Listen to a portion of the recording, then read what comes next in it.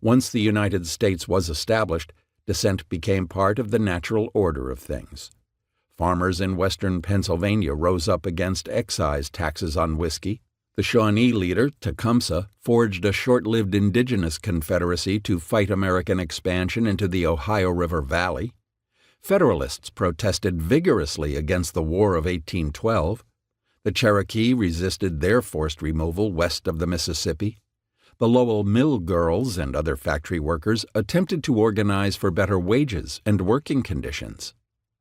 And by the 1830s, hundreds of thousands of Americans, troubled by the discrepancy between the nation's democratic-republican principles and the existence of slavery, joined the abolitionist crusade. In 1831, William Lloyd Garrison began publication of a weekly anti-slavery newspaper, The Liberator, in which he unconditionally condemned slavery and demanded immediate emancipation and the granting of full citizenship to all enslaved people. Frederick Douglass, after he escaped from bondage, traveled from town to town speaking out against slavery. Harriet Tubman played a central role escorting runaway slaves to freedom on the Underground Railroad. Slaves themselves acted to destroy the peculiar institution through sabotage, shirking, disruption, and rebellion. As the anti-slavery movement grew, a philosophical movement emerged in Concord, Massachusetts, that had a major impact on fortifying abolitionism and the legitimacy of dissent.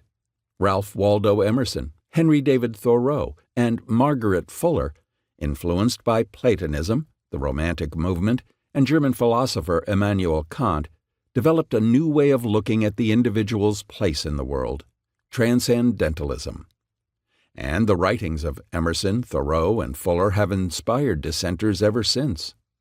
According to Emerson, there are two forms of knowledge, understanding and reason.